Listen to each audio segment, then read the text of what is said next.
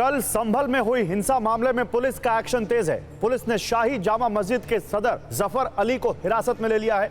इस मामले में पुलिस ने 2500 अज्ञात और 8 नामजद पर मुकदमा दर्ज किया है, जिसमें संभल के सांसद जियाउर रहमान बर्क और सदर विधायक नवाब इकबाल के बेटे सुहेल इकबाल का नाम भी है। पुलिस ने अब तक 21 लोगों को हिरासत में लिया है। संभल में 1 दिसंबर तक किसी भी बाहरी की एंट्री निषेध है। साथ ही इंटरनेट सेवा भी पूरी तरह ठप है। एक तरफ पुलिस का एक्शन तेज है तो दूसरी तरफ सियासी पारा भी आई है। अखिलेश यादव ने आरोप लगाया है कि चुनाव में हुई धांधली से ध्यान भटकाने के लिए संभल हिंसा सुनियोजित तरीके से कराई गई। संभल हिंसा को लेकर अखिलेश यादव समेत समाजवादी पार्टी के सांसदों ने लोकसभा अध्यक्ष ओम बिरला से मुलाकात भी की। उधर बीजेपी ने संभल हिंसा को गोधरा कांड से जोड़ दिया। केंद्रीय मंत्री गिरिराज सिंह ने कहा कि यह गोधरा कांड की तरह विपक्ष की पूर्व नियोजित रणनीति है और भारत खतरे में है। तो ऐसे में आज के प्रश्न बिल्कुल सीधे हैं। संभल हिंसा अचानक हुआ यह मामला या इसकी तैयारी पहले से थी? सियासी फायदे के लिए सांप्रदायिक उन्माद का क्या सहारा लिया गया? चुनावी धांधली के लिए हिंसा वाला विपक्ष का आरोप कितना सही है? और इस पर बात करने के लिए मेरे साथ आज बड़े चेहरों की एक लंबी फेहरिस्त है जो संभल हिंसा मामले पर अपना व्यू रखेंगे मेरे साथ। लेकिन सबसे पहले जुड़ रहे AIMIM के चीफ असदुद्दीन ओवैसी। आइए सीधे उनसे बात करते हैं। असदुद्दीन ओवैसी साहब, पहले तो आपका बड़ा शुक्रिया, आपने अपने कीमती वक्त में से 15 मिनट हमारे लिए निकाले संभल हिंसा पर बात करने के लिए। स्वागत है आपका TV9 भारतवर्ष पर। आपका शुक्रिया, आपने मुझे बुलाया था। जी शुक्रिया। ओवैसी साहब, सबसे पहले तो संभल हिंसा पर आपका व्यू क्या है? यह मामला बहुत बढ़ चुका है, 4 लोगों की मौत हो चुकी है, कई सारे लोगों पर FIR हो चुकी है, आप इसको कैसे देखते हैं?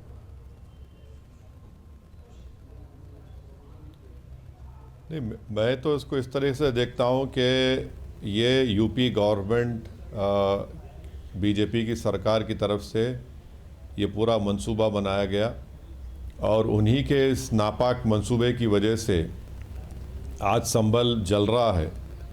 और बड़ी अफसोसनाक बात यह है कि लोकल कोर्ट में एक केस डाला जाता है। देखिए, ये जो चंदोसी की जो जामा मस्जिद है, आज़ादी से पहले भी इस तरह के 2 केस डाले गए थे, तो वो केस हार गए जो भी डालने वाले थे। मुल्क को आज़ाद होकर 75 साल हो रहे हैं, संविधान हमने अपने आप को दिया, और 75वें साल में कोई आकर ये कहता है कि नहीं ये मस्जिद नहीं है, ये किसी और जगह पर इसको मस्जिद को बना दिया गया है।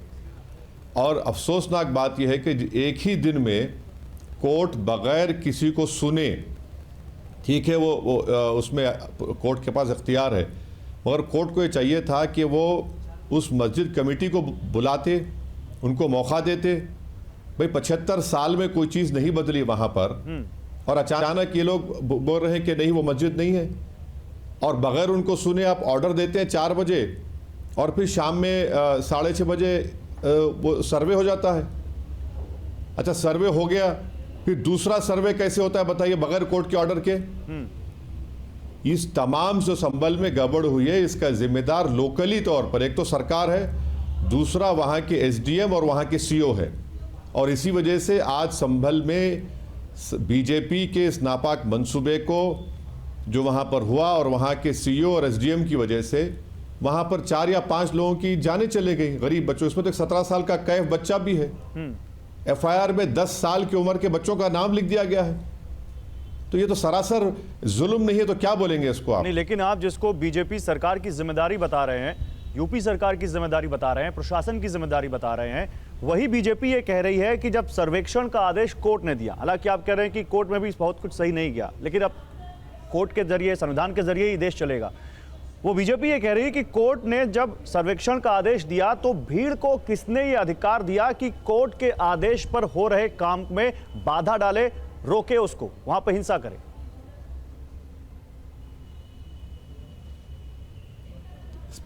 बीजेपी सरकार को यह चाहिए था कि जब वहां पर उनको पार्टी बनाया गया था उस केस में, उन्हीं का एक अपॉइंटेड स्टैंडिंग काउंसिल जो है वो उसमें फरीक बनता है। तो यूपी सरकार जिम्मेदार नहीं है। यूपी सरकार का लॉयर खड़े होकर नहीं बोल सकता था कि आप इसका जो सर्वे हो रहा है, इसका सर्वे होने मत दीजिए। 75 साल से आज़ादी के, बल्कि वो मस्जिद तो सदियों साल पुरानी है, आपको पार्टी बनाया गया था वहां पर, आपका वकील खड़े के बोल सकता था, और जिसका यूपी सरकार का स्टैंडिंग काउंसिल है वो ये सब कर रहा है वहां पर पार्टी बनकर। क्या कोई रात में सर्वे होता है? रात में चलिए आपने सीपीसी के खिलाफ सर्वे करा दिया, दूसरा सर्वे का ऑर्डर कोर्ट ने दिया, दूसरा सर्वे का ऑर्डर तो एडमिनिस्ट्रेशन प्रशासन ने दिया, किस बुनियाद पर दिया? और भीड़ जमा हुई, भीड़ कैसे जमा हुई?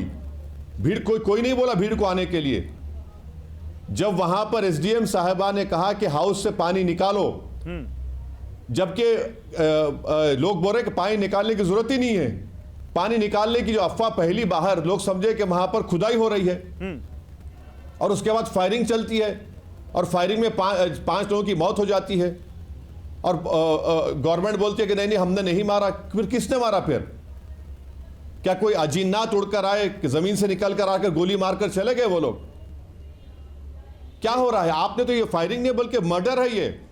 फौरन उन तमाम पुलिस के ऑफिसर्स को उनको सस्पेंड करना चाहिए और एक सिटिंग हाईकोर्ट जज से इंक्वायरी होनी चाहिए।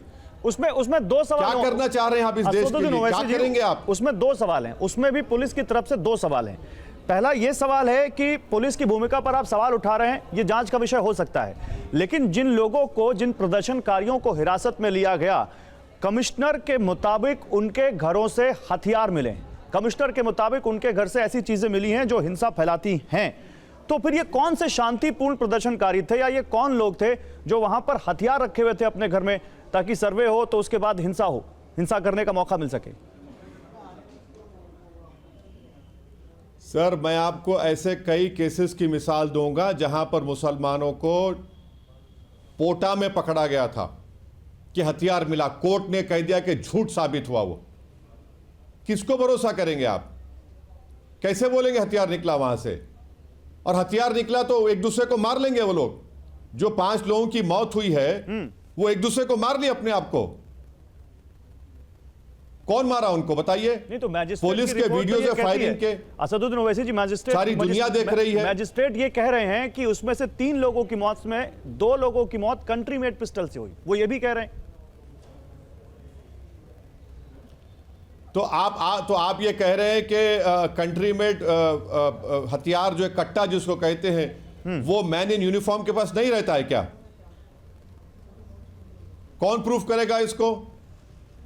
कैसा बोल रहे हैं कि पुलिस इस्तेमाल नहीं करे? वीडियोस है ना।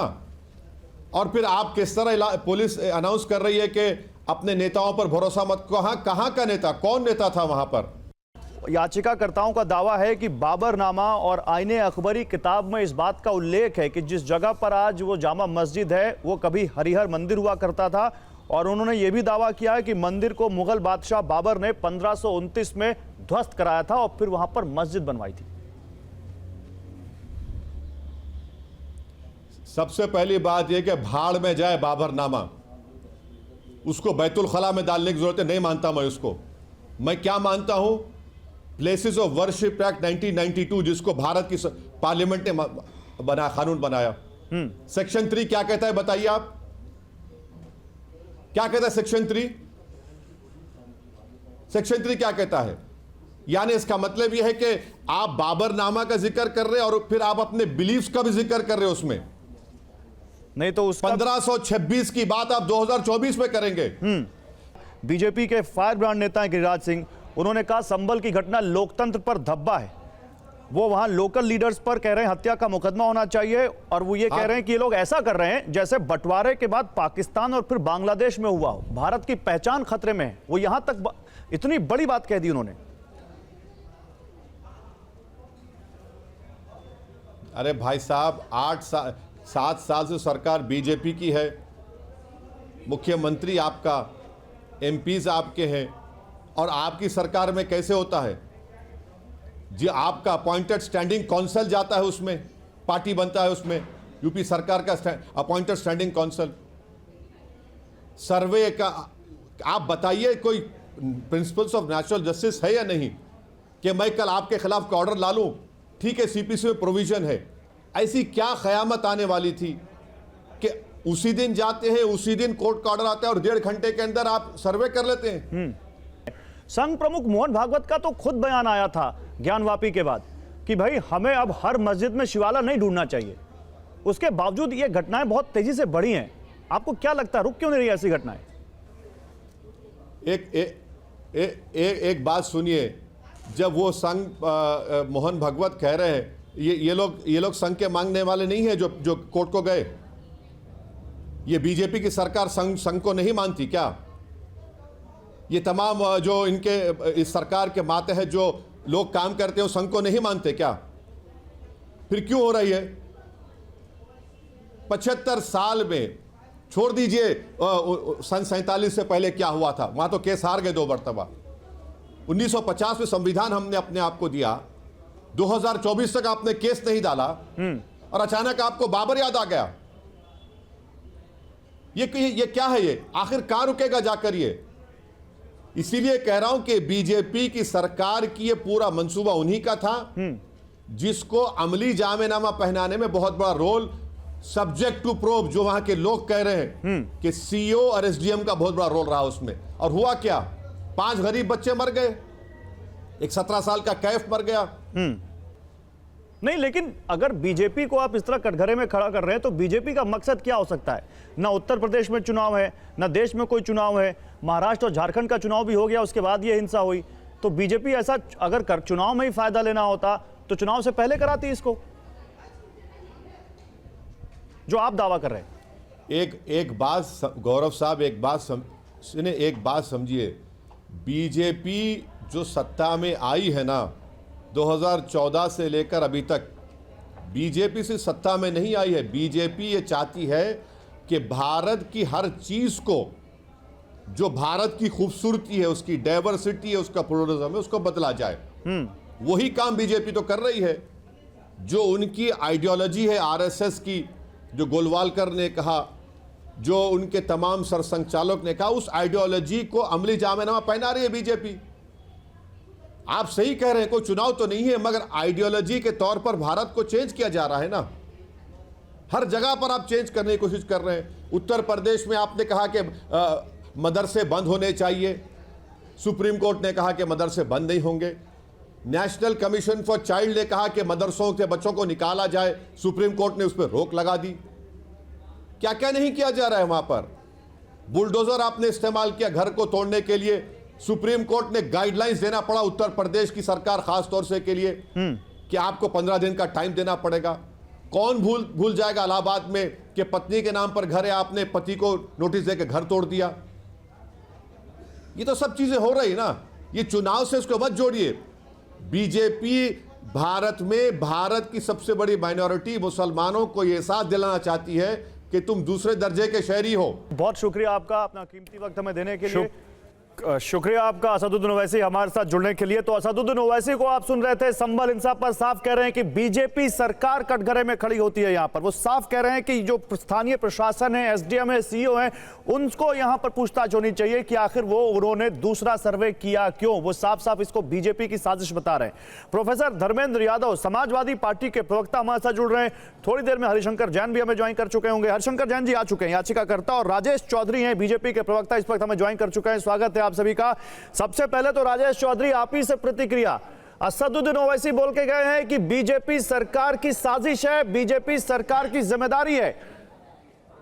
एक मस्जिद जिस पर आजादी से पहले भी 2 मुकदमे थे और जिनका फैसला नहीं आया उन याचिकाकर्ताओं के पक्ष में, उस पर क्यों बार बार ये किया जा रहा है? वहां मंदिर क्यों खोजा जा रहा है? देखिए, ओवैसी के बारे में पूरा देश और दुनिया जानती है। वो गजवाए हिंद का एजेंडा लेकर के देश के अंदर काम कर रहे हैं। और जहां तक हम संभल की बात करेंगे, कोर्ट ने आदेश दिया कि सर्वे किया जाए। एक दिन में सर्वे का काम पूरा नहीं हुआ तो दोबारा की डेट तय हो गई, दोबारा जाकर के सर्वे हो रहा था। उत्तर प्रदेश सरकार का वो आदेश नहीं था, वो केंद्र सरकार का आदेश नहीं था। जिस संविधान की दुहाई ओवैसी देते हैं, उसी संविधान और उसी न्याय व्यवस्था के तहत अदालत ने यह निर्णय दिया नहीं था। तो वो ये कह रहे हैं कि अदालत ने आदेश एक सर्वे का दिया था, दूसरा सर्वे क्यों कराया आपने? एक दिन में कार्यवाही पूरी नहीं हुई, अंधेरा हो गया था, तो इसलिए वो दूसरे दिन तय करके सबको सूचना दे करके प्रॉपर कानून का पालन करके वो सर्वे हो रहा था। और मैं कहता हूं दूसरे दिन गए तो मारोगे उनको। पूरी योजना बना करके समाजवादी पार्टी के नेता उस योजना में शामिल हैं। वहां के स्थानीय विधायक, स्थानीय सांसद, सब लोगों ने मिलकर के आसपास से भीड़ इकट्ठी करके पूरी प्लानिंग थी। हथियारों से लैस होकर के हमला किया गया है। सीओ के ऊपर हमला हुआ, सीओ में गोली लगी है, एसपी के पीआरओ में गोली लगी है, कई पुलिस वालों में गोली लगी है। आप सोचिए ना, और दंगाइयों की गोली से ही दंगाई मरे।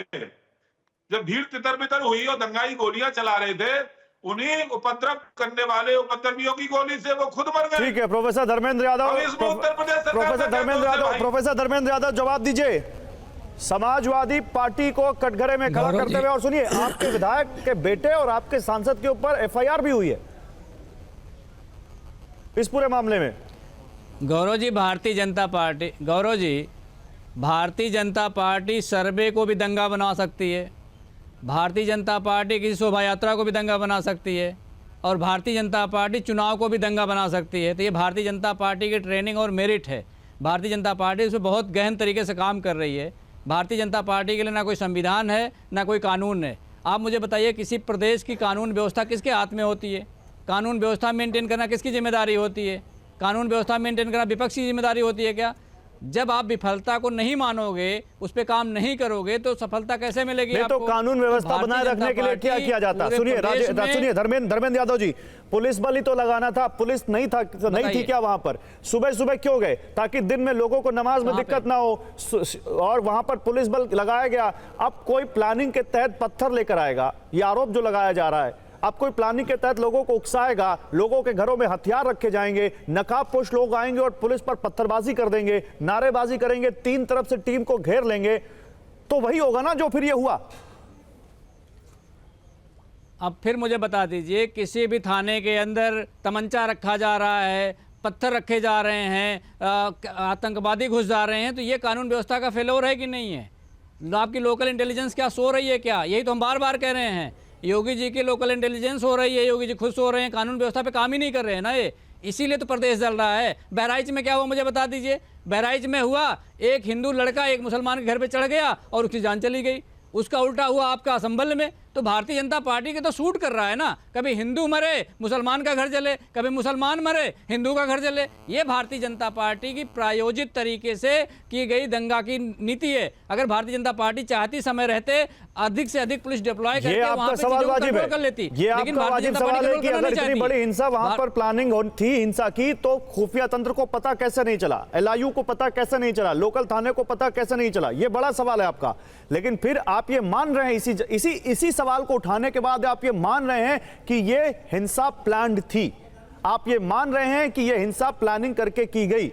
आप ये मान रहे हैं कि कुछ लोगों ने वहां पर संभल को जलाया, और वो लोग वो हैं जो नहीं चाहते कि इस प्रदेश में कानून व्यवस्था सही रहे, या फिर संभल में सही तरीके से सर्वेक्षण हो। ये आप मान रहे हैं? भारतीय जनता पार्टी दावा करती है कि कोई दंगा नहीं होता। कानपुर में दंगा हुआ, किसकी जिम्मेदारी होगी? भारतीय जनता पार्टी के कानून व्यवस्था की जिम्मेदारी है। बहराइच में दंगा हुआ, किसकी जिम्मेदारी है? संभल में दंगा हुआ, किसकी जिम्मेदारी है? मैं ये कह रहा हूं कि जो हताहत हो रहे हैं, आप मुझे बताइए। धर्मेंद्र भाई, मैं उस पॉइंट पर जा ही नहीं रहा हूं। मैं तो उस बात को एक्सेप्ट कर रहा हूं कि ये आपकी बात वाजिब है कि एलआईयू खुफिया तंत्र क्या कर रहा था, यूपी सरकार का जो एजेंसीज क्या कर रही थी, मैं मान रहा हूं इस बात को। लेकिन जब आप ये सवाल उठाते हैं तो आप ये एक्सेप्ट करते हैं कि हाँ, ये एक बड़ी प्लानिंग थी, तब ये एक्सेप्ट करते हैं आप कि वहां पर साजिशन, एक हिंसा कराई गई। आप ये मानते हैं? अब मुझे बताइए, पहले आप बताइए, सर्वे आपने कोर्ट के प्रक्रिया को समझा होगा। कोर्ट का आदेश आज हो, अगले दिन सर्वे हो जाए, ऐसा पूरे भारत के न्यायपालिका में किसी आदेश के अनुपालन में आप नहीं सुना होगा। जब आपके पास पुलिस बल उतना पर्याप्त नहीं है, आपको पता है सेंसिटिव मामला है, तो आपको उतना पुलिस बल पहले डिप्लॉय कर देना चाहिए था। लेकिन डिप्लॉय नहीं करना, सुबह 6 बजे पहुंच जाना है। और आप मुझे बताइए कि उस भीड़ में जो एक धार्मिक नारे लगा रहे थे वो लोग, क्या वो दंगाई नहीं है? क्या वो हिंसा करने वाले लोग नहीं है? अगर जो पत्थर चलाए वो हिंसा है, वो तो बिल्कुल हिंसा कर रहा है। लेकिन जो नारे लगा रहे हैं, क्या वो हिंसक नहीं है? दंगाई कौन होता है सर? दंगाई कौन होता है? जो पत्थर फेंकता है, जो हिंसा करता है, दंगाई वो होता है? या दंगाई वो होता है जो एक धार्मिक नारे लगा रहा होता है? दंगाई बन जाओगे अपने आप। मैं फिर कह रहा हूं, आप बताइए, आपका टीवी चैनल का शो चल रहा है और इसी में किसी दूसरे टीवी चैनल का आदमी आए, माइक लगा दे मेरे मुंह के सामने, इसका क्या मतलब होता है? अगर आप सर्वे करने जा रही है टीम, सर्वे टीम के साथ पुलिस बल था, कमिश्नर थे, एसपी थे, डीएम थे, तो जो नारे लग रहे हैं तो आप हिंसा कर दोगे, मुझे बताइए। आप लोगों, आप पुलिस की गाड़ियां जला दोगे, नहीं रोका, आप पुलिस पर पत्थर फेंक दोगे, इसलिए नहीं रोका आप पुलिस वालों पर आप जानलेवा हमला कर दोगे, नुकसान किसका हुआ? ठीक है, ओके। हरिशंकर जैन है हमारे साथ। हरिशंकर जी, क्योंकि आप भी इस मामले में याचिका करता है, देखिए अभी असदुद्दीन ओवैसी आए, मैं इस मामले के टेक्निकलिटीज पर आपसे बात करूंगा। जो हुआ संभल में उसको बहुत दुर्भाग्यपूर्ण है, सामने दिख रहा है। वो कह रहे हैं कि देश में प्लेसेस ऑफ वर्शिप एक्ट है 1991 का, आजादी से पहले भी इस संभल वाली जामा मस्जिद पर जो चंदौसी में है उस पर 2 याचिकाएं डाली गई, दोनों का निपटारा हो गया, कुछ नहीं हुआ। ये 75 साल बाद जब हम संविधान दिवस मना रहे हैं तो फिर वहां पर मस्जिद में मंदिर क्यों ढूंढा जा रहा है? और फिर वो कह रहे हैं कि कोर्ट ने आनन फानन में ऐसा आदेश दे दिया, दूसरा पक्ष सुना ही नहीं। ये कहीं होता है क्या? देखिए, ओवैसी जी बैरिस्टर हैं, बहुत लाख विद्वान हैं, पार्लियामेंट के मेंबर इतने दिन से हैं और बहुत गहरा एक्सपीरियंस है। परंतु इस स्टेटस को पाने के बाद भी वो झूठ बोल रहे हैं और गुमराह कर रहे हैं। मुझे इस बात की उम्मीद नहीं थी। देखिए, पहले मैं बतला दूं कि कोर्ट में केस सच्चा है कि झूठा है, फाइल होना चाहिए नहीं होना चाहिए, यह फैसला कोर्ट के बाहर न ओवैसी जी कर सकते हैं न हरिशंकर जैन कर सकते हैं। कोर्ट में मुकदमा दाखिल करना हमारा अधिकार है, मैंने किया। केस में क्या फैसला होगा ये भगवान जाने। नंबर 1। नंबर 2, मैं सुन रहा था सपा अध्यक्ष माननीय अखिलेश जी, ओवैसी जी ने पूरा झूठा नैरेटिव पेश किया है। अभी सपा के स्पोक्समैन गलत कह रहे हैं। मैं बड़ी जिम्मेदारी के साथ और सबूत के साथ कहना चाहता हूं कि उस दिन जो नारे लगे, हिंदू साइड से कोई नारे नहीं लगे। जो नारा आप सुन रहे हैं वो जब टीम लौट रही थी, उस गली में हिंदू आबादी थी और 11 बजे की बात है, जब सर्वे खत्म हो गया था तो तब वो नारे लगे थे और उस मोहल्ले में लगे थे।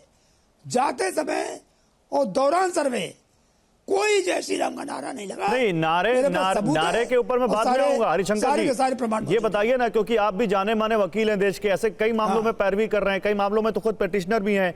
ये कोर्ट के ऊपर जो सवाल उठ गया है कि भाई कोर्ट ने दूसरे पक्ष को सुना क्यों नहीं, आनन फानन में सर्वे का आदेश क्यों दे दिया? उसी दिन याचिका, उसी दिन सर्वे का आदेश, उसी दिन सर्वे भी हो गया। ये इस पर क्या कहना है आपका? बिल्कुल, मैं बतला रहा हूं। पहली बात समझ लीजिए आदेश क्या हुआ है। आदेश समझ लीजिए और मैं आदेश आपको पढ़ सुना दे रहा हूं। पहली बात को सुन लीजिए। एक लाइन में ये है कि इस मामले में अगर कमीशन रिपोर्ट आ जाती है तो वस्तुस्थिति मामले में जानने में सहूलियत होगी। एक लाइन की बात है। कमिश्नर नियुक्त हुआ, ऑर्डर 26 लिख लीजिए और वैसे पूछ लीजिए। कानून बहुत पढ़े हैं। पूरे देश में जिस दिन सूट दाखिल होता है, ऑर्डर 26 रूल 9 और 10 की दरखास्त सिविल कोर्ट में पड़ती है, उस स्टेज पर नोटिस देने का कोई प्राविधान नहीं है, बल्कि कमिश्नर महोदय कमीशन करने के पहले प्रतिवादी को नोटिस देते हैं, जो इस केस में दिया गया। इस केस में जफर अली साहब ने 19 नवंबर को बाकायदा नोटिस रिसीव किया है और दावे की कॉपी रिसीव की है। उसके बाद मायना शुरू हुआ है।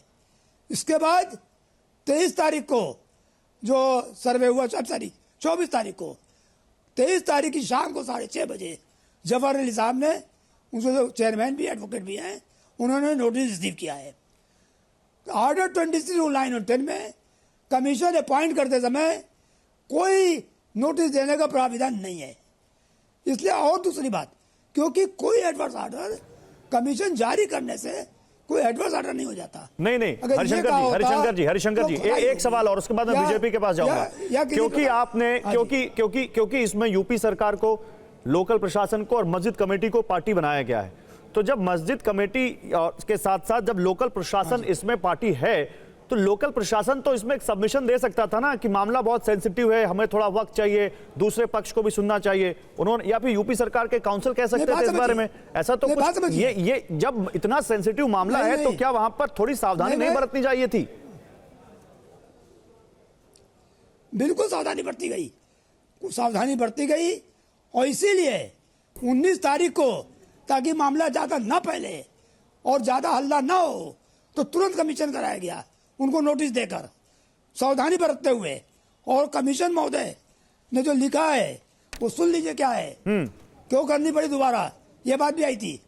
19 तारीख की शाम को 1.5 घंटे कमीशन हुआ, करीब 400-500 आदमी तथाकथित मस्जिद के अंदर घुस गए, आगे कार्रवाई नहीं हो पाई। कहा नमाज के समय हो गया, मैं नमाज पढ़नी है, इसलिए कार्रवाई स्थगित करनी पड़ी। और जो स्थगित की गई थी तो वह सुबह कर लिया जाए, और इतवार को सुबह 7 से 11 बजे का समय नियुक्त किया गया। तो कोई एक तरफा कार्रवाई नहीं हुई, नोटिस देकर हुई, और इतने तत्परता से इसलिए किया गया ताकि सेंसिटिव मामला है और किसी प्रकार की कोई बात ना आवे या कोई घटना ना हो, इसे तुरंत कराया गया। उस दिन हो जाता, पर इन लोगों ने 500-600 आदमी मस्जिद के अंदर आ गए थे और करने नहीं दिया, और उस दिन भी तुरंत मिनटों में। ठीक है, प्रोफेसर धर्मेंद्र यादव सुन लिया आपने, इकट्ठा हो गई थी। प्रोफेसर धर्मेंद्र यादव सुन लिया आपने, क्यों दोबारा सर्वे कराना पड़ा? आप देख लीजिए। मैं आ रहा हूं हरिशंकर जी, आपके पास आता हूं। प्रोफेसर धर्मेंद्र यादव, आपको पता चल गया तकनीकी कारण दूसरी बार सर्वे क्यों हुआ? ये लोग सब झूठ बता रहे हैं, टोटल। बताइए प्रोफेसर धर्मेंद्र यादव, बोलिए। और राजनीति की वजह से झूठ बोल के बात कर रहे हैं, बोलिए। गौरव जी बोलूं मैं? हाँ, आप ही का टर्न है। मैं कह रहा हूं कि इस देश में संविधान नाम की कोई चीज़ है जिसमें नेचुरल जस्टिस की बात कही गई है। आपने एक पक्ष को बैठा लिया, उन्होंने अपनी बात कह दी, जब तक दूसरा पक्ष आके अपनी बात नहीं कहेगा, वो तो ये कह रहे हैं कि पहले दिन सर्वे। अरे भैया, दूसरे पक्ष का हम तब से यहाँ पर टीजर चला रहे हैं। हमने खुद उनको बुलाया है जिनका नाम एफआईआर में है, जियाउर रहमान बख्श साहब को। आप ही के पार्टी के सांसद है, फोन मिला लीजिए कि टीवी 9 ने बुलाया है कि नहीं बुलाया है, पूछ लीजिए। अभी फोन मेरे सामने लाइव मिला लीजिए, फोन आपका फोन उठाते हो तो पूछ लीजिए, अभी पूछ लीजिए। कमेटी के नहीं, मस्जिद कमेटी के हैं वो। अरे तो मस्जिद कमेटी तो हिरासत में चले गई, जेल से इंटरव्यू करें क्या उनका? मस्जिद कमेटी के जो सदर हैं उनको तो हिरासत में ले लिया गया है ना। तो आपके नेता कुछ भी कह के निकल जाए, प्रोफेसर धर्मेंद्र यादव, आपके नेता कुछ भी कह के निकल जाए और आपसे जवाब मांगा, जवाब नहीं देंगे क्या? जब पार्टी आपकी मस्जिद कमेटी है तो मस्जिद कमेटी का व्यक्ति बैठा हो, तब वो जाके बताएगी क्या हुआ। कमेटी वालों को अभी आप फोन मिलाइए। एक पक्ष आपने सुन लिया, दूसरे पक्ष को आप सुनोगे नहीं। यही काम तो न्यायालय ने किया। आप दूसरे पक्ष तो हैं, क्या आप विरोध नहीं कर रहे हैं बीजेपी का? मैं तो यही पूछ रहा हूं ना कि आप कह रहे हैं ना कि यहाँ पे कोर्ट ने दूसरा पक्ष नहीं सुना, तो मैं तो तकनीकी बात हरिशंकर जी से पूछ रहा था और बता दिया। अगर आपका कोई मस्जिद कमेटी का आपका जानने वाला हो, आपका फोन उठाता हो, आपसे बात होती हो, तो अभी फोन मिलाइए और बात करवाइए कि भाई देखिए हरिशंकर जैन जी ऐसे कह रहे हैं, आपका क्या कहना है? नहीं आ रही आपकी, बिल्कुल कट जा रही। अब नहीं आएगी आवाज? अभी आ रही आवाज? नहीं, आवाज नहीं आई मुझे, बिल्कुल डिस्टर्ब है आवाज आपकी। यहाँ से आवाज ठीक करिए पीसा धर्मेंद्र जी की, तब तक मैं जाता हूं राजेश जी के पास। राजेश जी, जो मैंने सवाल यहां पर पूछा हरिशंकर जी से, क्या थोड़ा आनन फानन में ये मामला आप लोगों ने या फिर कोर्ट के आदेश पर जो भी हुआ, ये ज्यादा जल्दी हो गया इसलिए ये लोग समझ नहीं पाए? अगर आप लोगों को विश्वास में लेते, समझाते, तो शायद ये ऐसी हिंसा नहीं होती। देखिए गौरव जी, सरकार का काम है अदालत के आदेश की अनुपालना करना, उसका पालन करना, वो हम कर रहे थे। मैं एक बात और कहूंगा आपसे, समाजवादी पार्टी के बहुत वरिष्ठ नेता हैं रामगोपाल यादव जी, और माननीय अखिलेश यादव जी के चचा जान है वो, उन्होंने एक बयान दिया कि समाजवादी पार्टी चुनाव हारेगी तो इसी तरह से दंगा होगा। आप सोचिए, और रिकॉर्ड उन्होंने कहा है, देश की मीडिया में ये पूरा हर चैनल पे आपने भी चलाया, सबने देखा होगा कि वो कह रहे हैं कि हम चुनाव हार गए इसलिए ये दंगा हो रहा है। इनकी प्लानिंग थी दंगा करने की, और कोई दूसरा कारण नहीं, इतना बड़ा विषय नहीं था। सर्वे तो हो गया था, सर्वे यदि दंगा होना होता तो पहले ही दिन हो जाता। इनको जब मालूम थी कि दोबारा वो आने वाले। अच्छा, फिर दूसरे पक्ष की बात कर रहे हैं, 8 लोग वहां मुस्लिम पक्ष से थे, मस्जिद की तरफ से 8 लोग थे। नहीं, मैं आपसे एक सवाल पूछ रहा हूं, मैं आपसे एक सवाल पूछ रहा हूं। नहीं, सुनिए राजेश चौधरी, वो हमने सुना। राजेश चौधरी, मेरा सवाल सुनिए। वो दंगा कर देंगे, वो इसमें जय श्री राम के नारे लगा देंगे, ये सब झूठ बोलने का काम करते हैं। नहीं, नारे तो लगे हैं, ये तो हरिशंकर जी भी बोल रहे हैं, हालांकि लौटते वक्त लगे हैं, ये उनका दावा है। मैं आपसे राजेश चौधरी एक दूसरा सवाल पूछ रहा हूं। राजेश चौधरी, ये बताइए, क्योंकि स्थानीय प्रशासन पर, आपके अधिकारियों पर, स्थानीय जो अधिकारी है उन पर बहुत गंभीर सवाल उठा रहा है विपक्ष, दूसरी तरफ के लोग या कहें मुस्लिम पक्ष बहुत गंभीर सवाल उठा रहा है, तो क्या आपको लगता है कि उनकी भी जांच होनी चाहिए? उस पर कोई कमीशन बैठाएंगे आप?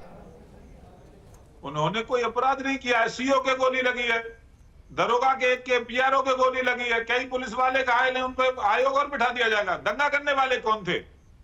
किन्होंने हमला किया है? हमला करने वालों पे कार्रवाई होनी चाहिए या जो शांति कायम कर रहे थे उन पे कार्रवाई होनी चाहिए? आप बात तो दोनों पक्ष की सुननी चाहिए ना राजेश जी, एक पक्ष की नहीं, बात तो दोनों पक्ष की सुननी चाहिए।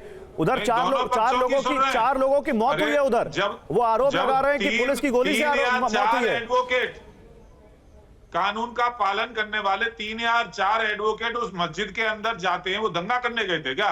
हजारों की भीड़ उन पर हमला करेगी तो उनका जान कौन बचाएगा? पुलिस का ही काम है जान बचाना। अच्छा, दंगा ही गोली मार रहे हैं, आपस में मर रहे हैं, इसमें पुलिस क्या करेगी?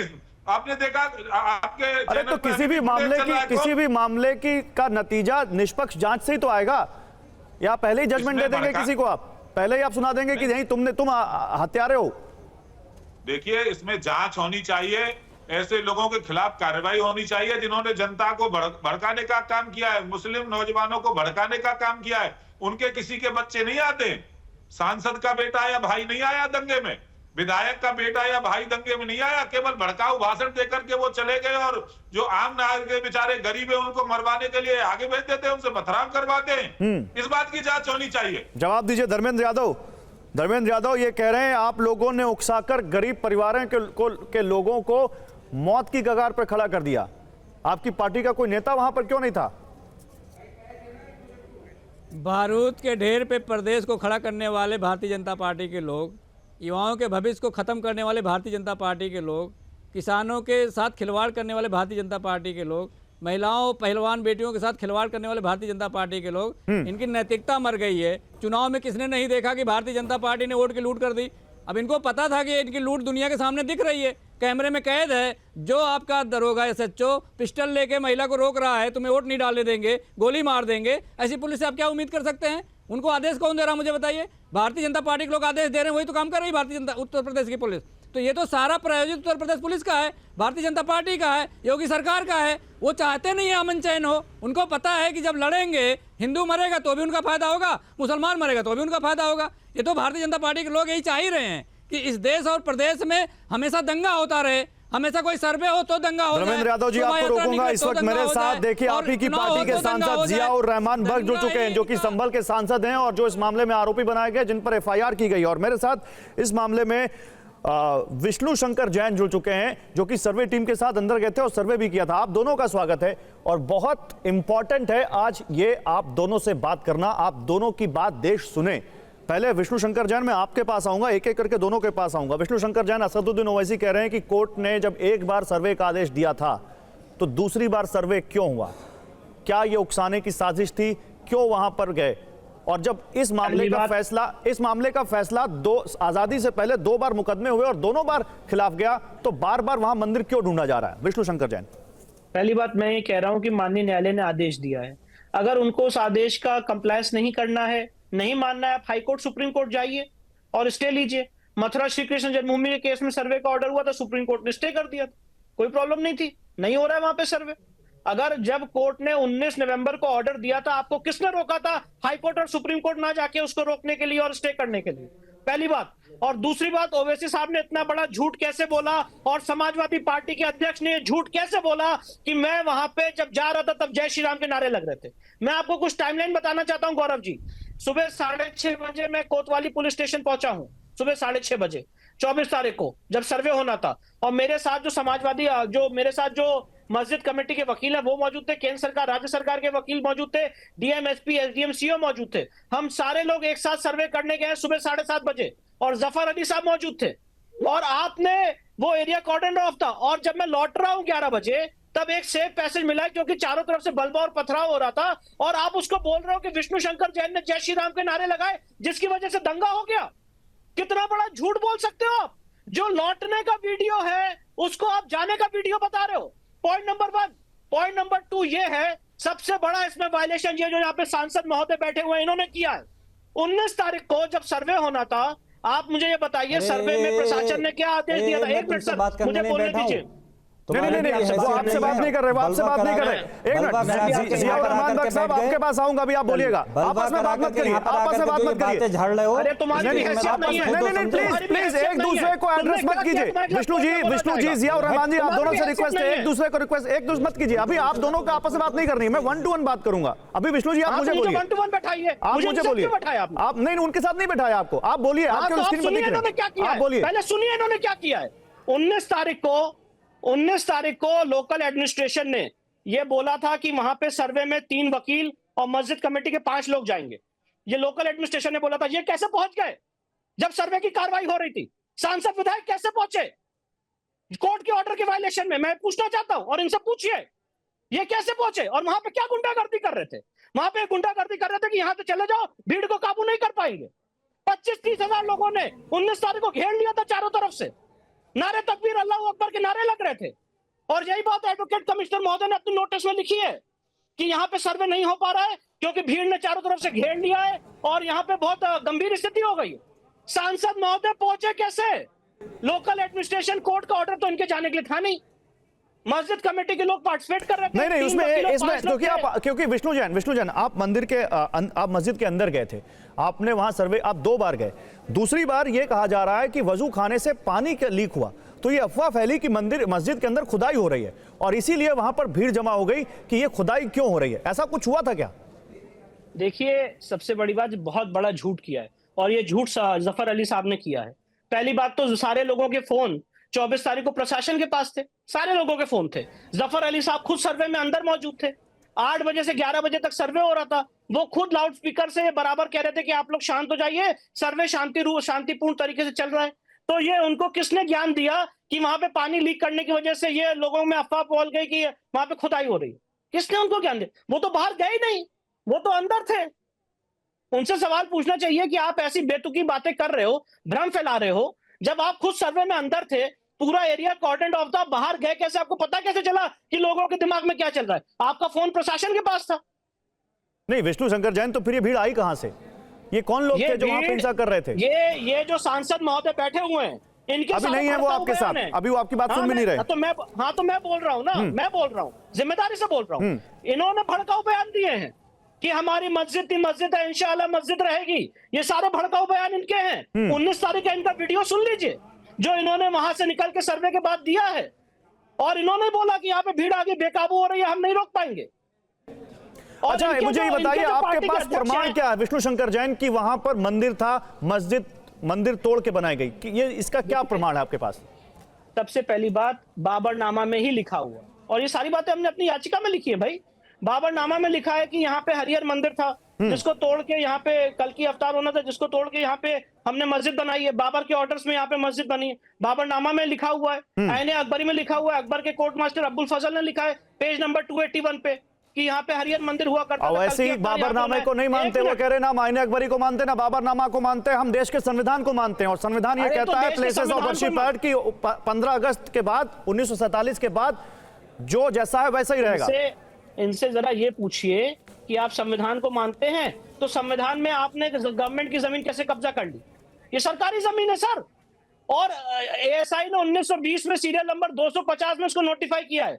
ये कैसे हो गया कि सरकारी जमीन में एएसआई के सारे जो अफसर हैं वो पलायन करके चले गए और आपने कब्जा कर लिया? ये कैसे हुआ? ठीक है, जरा पूछिए आप। ये तो देश के लॉ मेकर्स हैं और यहाँ पे आके यहाँ पे बातें कर रहे हैं। ठीक है विष्णु जी ठीक है, थैंक यू वेरी मच, आपने अपना वक्त हमें दिया। आपसे फिर बात करेंगे। जियाउर रहमान बर्क हमारे साथ जुड़ चुके हैं, समाजवादी पार्टी के सांसद हैं संभल के, और इस मामले में उन पर भी एफआईआर हुई है। जियाउर रहमान बर्क, सबसे बड़ा तो आरोप पर आप पर यही है कि आपने हिंसा फैलाई, लोगों को उकसाया संभल में, बताइए क्या कहेंगे? इसमें सीधे जो लोग जिम्मेदार हैं वो पूरा पुलिस प्रशासन है जो इस घटना को अंजाम दिया है। और इसमें उनकी लापरवाही और नाकामी को छुपाने के लिए पुलिस प्रशासन के अधिकारियों ने, और कि सिर्फ मैं अपने क्षेत्र के लोगों की इस मामले में मदद नहीं कर सकूं, इस वजह से ये झूठा केस मेरे ऊपर रजिस्टर्ड किया है।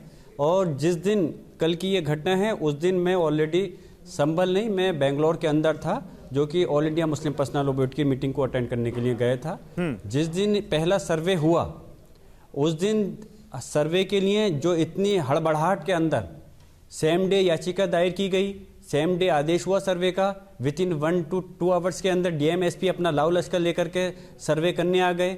और 6 बजे के बाद जो कि वो दे भी नहीं सकते थे, रिसीव नहीं करा सकते, उन्होंने ज़बरदस्ती इलीगल सर्वे कराया। उसके लिए भी हमने समझौता कर करके समझौता सर्वे कराया। वहाँ पर पब्लिक थी, ये जो कमिश्नर नियुक्त किए गए थे वो खुद इस चीज़ के गवाह हैं, और डीएमएसपी कि किसी ने इनको एक छोटा सा भी नुकसान पहुंचाने का प्रयास नहीं किया। मॉब इकट्ठा होने के बावजूद पब्लिक थी, और हमने सुकून के साथ सर्वे कराया और इनसे 2 बार पूछा कि अगर कोई सर्वे बचता है तो बताओ। जबकि एसपी संभल ने यहाँ तक कहा था मेरे सामने कि अगर सर्वे मैं दोबारा बार बार फोर्स नहीं दिलवाऊंगा, अगर कुछ सर्वे का कुछ बच रहा है तो अभी बता दो। मैंने भी पूछा तो उन्होंने कहा एक थोड़ा सा हिस्सा रह गया है, तो फिर हम लोगों ने कहा कि उसे भी पूरा करो। तीसरी बार फिर पूछा, अब तो कुछ नहीं बचा। उन्होंने कहा कि नहीं, अब कोई सर्वे का हमारा नहीं बचा, अब हम जा रहे हैं, अब हम सिर्फ रिपोर्ट सबमिट करेंगे। कोर्ट के आदेश का पालन हुआ, सर्वे हुआ। उस दिन मैं और भी जनप्रतिनिधि मौजूद रहे, किसी प्रकार की कोई घटना नहीं घटित हुई। जुमे के दिन 22 तारीख को जुमे की नमाज अदा हुई। पुलिस प्रशासन ने हमारे लोगों को नमाज अदा करने जाने से रोका, बैरिकेडिंग लगा करके, फिर भी लोगों ने बर्दाश्त किया। हम लोगों ने नमाज अदा करी और सुकून से घर आ गए। जुमे के दिन कुछ नहीं हुआ। सैटरडे को, शनिवार को पूरा दिन सुकून से गुजरा। जब फिर रात में करीब ज़बरदस्ती जो शाही जामा मस्जिद कमेटी के अध्यक्ष हैं उनको नोटिस तामील कराया कि फिर से सर्वे होगा। जब एक बार सर्वे करा दिया और पूरा इत्मीनान बख्श करा दिया तो दूसरा सर्वे कराने का औचित्य क्या मतलब था। लेकिन उसके बावजूद अगर आप कराना चाहते तो दोबारा कोर्ट से आदेश लेकर के आते। लेकिन फिर भी चलो आपने अपनी तानाशाही के बल पर सर्वे कराने लगे, उसको भी एक्सेप्ट कर लिया। और जो जामा मस्जिद कमेटी के लोगों ने इनको अंदर एंटर कराया और इन एंटर करा के सर्वे कराया, जो कि सर्वे होने के दौरान ज़बरदस्ती पानी वगैरह निकालने का प्रयास किया गया। जब लोगों को ये कुछ मालूम चला कि जामा मस्जिद पे अचानक से छुट्टी वाले दिन और ये लोग कुछ आए हैं सर्वे करने के लिए, दोबारा से लोगों में घबराहट पैदा हुई, लोग इकट्ठा हुए। उसी पर तो सवाल है, जब सबके फोन अंदर थे, जब सबके फोन जमा थे जियाउर रहमान बख्श साहब, तो ये बात लोगों तक पहुंची कैसे कि यहाँ सर्वे की टीम आई है और सर्वे यहाँ पानी निकला है, खुदाई हो रही है? ये तो आपके बेहतर ये रहेगा, पुलिस प्रशासनिक अधिकारी जो लोग वहाँ पे मौजूद थे वही बताएंगे कि कैसे लोगों को पता चला। पानी वहाँ से निकाल करके जब गया, जब लोगों को खबर मिली तो उन्होंने पूछना चाहा कि ये क्या हो रहा है सीओ से। सीओ ने लाठीचार्ज करा और उन पर गाली गलौज करी। जब लाठी से ज़्यादा घायल हो गए तो चंद लोगों ने, मैं ये नहीं कह रहा कि ऐसा नहीं हुआ, कुछ लोगों ने पत्थर चलाया होगा, उसके एवज में तुरंत, बगैर इतना तो किसी बड़े से बड़े क्रिमिनल के साथ नहीं होता कि तुमने उठाई और एकदम से बंदूक उठा के गोली चला दी। सरकारी ये भीड़ कौन सी थी जियाउर रहमान बख्श साहब? ये भीड़ जो पत्थर चला रही थी, ये भीड़ जो वहां पर जो घेर रही थी और मॉब जिन लोगों की जान ले ली गई, टीम को ये भीड़ कौन सी जान ले ली गई? एक minute, just listen me please, एक बात सुनिए। जिन लोगों की जान ले ली गई, क्या वो किसी दूसरे देश के नागरिक थे? जो वो बेचारे जो 19, 20 साल के थे, उनकी जान लेकर के उसका जिम्मेदार कौन है? प्राइवेट असलों से ये पुलिस प्रशासन जो रक्षक है, जनता की रक्षा करता है, वो हथियारा बन गया। उन्होंने उनकी जान ले ली। लेकिन दूसरी पार्टी ये कह रही है कि इन लोगों ने पुलिस के ऊपर पत्थर मारे, पुलिस के ऊपर जानलेवा अटैक किया। उनका एक अधिकारी अभी भी जेल अस्पताल में भर्ती है और ये लोग यहाँ पर आए थे पुलिस के ऊपर जानलेवा हमला करने, और पुलिस ने अपनी रक्षा में जाकर वहां पर फायरिंग किया, जो भी वहां पर उन लोगों के ऊपर लाठीचार्ज किया। पहले उधर से फायरिंग हुई, ये उनका आरोप है। और यही तो कह रहे हैं कि वहां पर भीड़ को उकसाने का काम आपने किया, आपके ऊपर आरोप लगा रहे हैं। आपने कह दिया जी। अब मेरी बात का एक जवाब देंगे। कल की जो वीडियो है, पुलिस प्रशासन के अधिकारियों ने ये कहते हुए नजर आ रहे हैं कि हमारे पुलिस ने, किसी ने भी गोली नहीं चलाई। ये पुलिस प्रशासनिक अधिकारी कहते हुए आ रहे हैं। वो वीडियो मेरे पास भी है और आप लोगों के चैनल के माध्यम से चली है। लेकिन अफसोस है जो वीडियो फिर बाद में हमारे पास वायरल हुई, जिसमें कि सीधे सीधे पिस्टल राइफल से गोली चला रहे हैं, तो उसका इससे बड़ा झूठ और क्या हो सकता है? जो इतना बड़ा झूठ बोल सकते हैं, गोली चलाने के बाद में कहते हैं कि हमने कोई गोली नहीं चलाई, तो वो किसी हद तक भी जा सकते हैं। उन पर हम कैसे विश्वास करें कि पब्लिक ने पहले पथराव करा, जब इन्होंने गोली चलाने के बावजूद मना कर दिया हमने गोली नहीं चलाई। तो हम बता रहे हैं जो लोग वहां पे गवाह हैं, अगर पुलिस को जनता को पथराव करना था तो पहले दिन जिस दिन ये सर्वे के लिए आए थे उस दिन वो नई चीज थी, उस दिन जनता पथराव कर सकती थी। जुमे के दिन जब नमाज से रोका, उस दिन एक सवाल का जवाब दीजिए, जियाउर रहमान बर्क साहब, एक सवाल का जवाब दीजिए। अगर आप कह रहे हैं कि पुलिस ने पहले गोली चलाई, अगर आप कह रहे हैं कि बीजेपी या जो स्थानीय प्रशासन है उसने दंगा फैलाया, तो ये तो पहले सर्वे के दिन भी कर सकते थे। उस वक्त तो महाराष्ट्र और झारखंड में चुनाव भी नहीं हुए थे, यूपी में बाई इलेक्शन की वोटिंग भी नहीं हुई थी, उस दिन कर देते, दूसरे दिन क्यों करेंगे? उस दिन, पहले दिन और जुमे के दिन हम और सारे जनप्रतिनिधि मौजूद थे, हमारे सामने इस घटना को अंजाम नहीं दे सकते थे। जिस दिन मैं बेंगलोर चला गया और दूसरे जनप्रतिनिधि भी वहां से हट गए, इन्होंने खामोशी के साथ में सिर्फ कमेटी के लोगों को से बात कर करके इस घटना को अंजाम दिया है। और इसके पीछे मैं पूछना चाहता हूं, अभी तक आपके पास कोई फोटो वीडियो आया जो जनता गोली चलाते हुए आपको नजर आ रही हो? और ऐसे कितनी वीडियो हैं जो मैं आपको उपलब्ध करा दूंगा जिसमें पुलिस अधिकारी सीधे सीधे गोली चला रहे हैं और ये कहते हुए नजर आ रहे हैं कि सबके सब गोली चलाओ। तो किससे हमला कर रहे हो? किस पर, किसकी जान लेना चाह रहे हो? क्या ये कोई इस देश के दुश्मन है? ये भी इस देश के वफादार हैं और तुमने हंसते खेलते घरों को बर्बाद कर डाला, इसके जिम्मेदार नहीं। लेकिन आज माननीय राष्ट्रीय अखिलेश यादव जी ने, और मैंने पार्लियामेंट के अंदर एक मिनट मैं बता दूं, मेरी बात सुनिए, पार्लियामेंट के अंदर एडजॉर्न मोशन के अंदर हमने ये डाला था नोटिस कि हम इसमें उठाना चाहते थे। पार्लियामेंट चली, हमने प्रयास भी करा लेकिन उन्होंने नहीं सुना, पार्लियामेंट को स्थगित कर दिया परसों तक के लिए। उसके बाद में हम माननीय अध्यक्ष ओम बिरला जी के पास में गए, सारे सांसद राष्ट्रीय अध्यक्ष जी के नेतृत्व में, और हमने ये मांग करी कि जो अधिकारी इसमें संलिप्त हैं उनके खिलाफ हत्या का मुकदमा दर्ज होना चाहिए और उनको जेल के सलाखों के पीछे होना चाहिए, जिससे कि पीड़ित परिवार को इंसाफ मिले और आने वाले समय के अंदर इस देश के अंदर ये मैसेज जाए, उन अधिकारियों को सबक मिले। बीजेपी कुछ और कह रही है, इस प्रकार की कोई घटना को अंजाम नहीं, बीजेपी कह रही है कि जियाउर रहमान और वहां के विधायकों पर हत्या का मुकदमा होना चाहिए, जिन्होंने वो आतंक फैलाया। वो लोग ऐसा कर रहे हैं जैसा बंटवारे के बाद पाकिस्तान और फिर बांग्लादेश में हुआ। भारत की पहचान खतरे में। ये लोग संविधान को मानने वाले कहां हैं? ये बताइए, प्लेसेस ऑफ वर्शिप एक्ट किसने बनाया था? आपने बनाया था या मैंने बनाया था? ये पार्लियामेंट का बनाया हुआ कानून है, इसको कौन मानना है? आप बताएं मुझे। इस देश के मानने वाले संविधान, क्या किसी मुसलमान ने अभी तक इस हिंदुस्तान के अंदर किसी मंदिर पर यह दावा किया है कि वो मंदिर नहीं मस्जिद थी?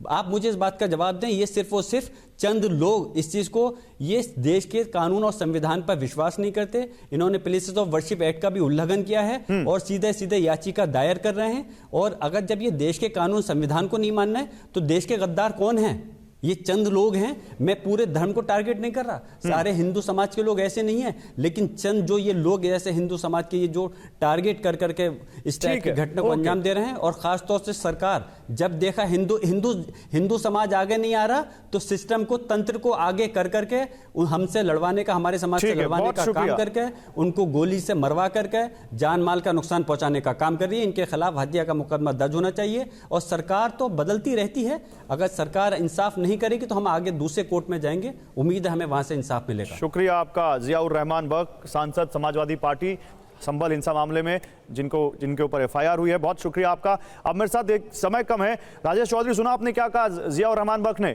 जवाब है इसका कोई? देखिए, जियाउर रहमान बर्क जो बोल रहे थे, यही तो अपराधी हैं, यही तो हत्यारे हैं, इन्हीं के खिलाफ तो हत्या का मुकदमा चलना चाहिए। भोले भाले लोगों को उकसा करके, गरीब लोगों को उकसा करके वहां पे जाकर के दंगा करवाने का काम इन्होंने किया है। असली दोषी वो तो क्या यही कह रहे हैं? वो कह रहे हैं जब हिंदू समाज के लोग आगे नहीं आ रहे हैं तो सिस्टम को आगे लेकर आइए सरकार हमारे खिलाफ। आप ये बताइए, जब कोर्ट के आदेश पर सर्वे हो रहा था, ये क्या करने गए थे उस मस्जिद के अंदर? ये क्या कर रहे थे उस मंदिर के अंदर? नहीं, वो तो थे ही नहीं। दूसरी बात, जब सर्वे हुआ वो कह रहे हैं मैं तो बेंगलुरु में था। नहीं, उससे पहले क्यों गए थे? प्रभावित करने के लिए गए थे ना। जो तो उस दिन तो कुछ हुआ ही नहीं। जो नहीं गए क्यों थे? प्लानिंग थी पूरी। इन्होंने देखा। आप ये नहीं मानते राजेश भाई देखिए, हिंसा हुई है, अब आप किसी को कटघरे में खड़ा कीजिए, लेकिन आप ये क्यों नहीं मानते कि अगर वहां पर प्लानिंग के तहत हिंसा की गई तो आपकी सरकार की खुफिया एजेंसियां, आपकी लोकल पुलिस, आपकी जो वहां पर खुफिया जो LIU, ये कटघरे में हैं। इतनी बड़ी हिंसा की अगर प्लानिंग हो गई और इतना सेंसिटिव मैटर था और एक बार सर्वे हो चुका था तो वहां पर और ज्यादा आप लोगों को एहतियात बरतनी चाहिए थी। ये आप क्यों नहीं मानते? इन्हीं लोगों के नेतृत्व में घरों में पत्थर ईंटें पहले से ला करके रखे गए, हथियार पहले से ला के रखे गए, गोलियां चलाने वाले लोग पहले से आए, बाहर से लोगों को बुलाया गया। अभी जैसे जैसे जांच आगे बढ़ेगी ये बेनकाब होने वाले हैं। ये सब इनके चेहरे बेनकाब हो जाएंगे। दंगे करने वाले तो यही लोग हैं। समाजवादी पार्टी के प्रवक्ता भी कह रहे थे 1100 दंगे हुए समाजवादी पार्टी के शासन में 12 से लेकर के 2017 तक। ठीक है धर्मेंद्र यादव 30 सेकंड है आपके पास, समय कम है, जवाब दीजिए। धर्मेंद्र यादव 30 सेकंड है, जवाब दीजिए। Okay Rajesh ji, okay Rajesh ji. धर्मेंद्र यादव बोलना शुरू कीजिए, 30 सेकंड है। कभी न्याय देखे ना न्याय करना जानते हैं।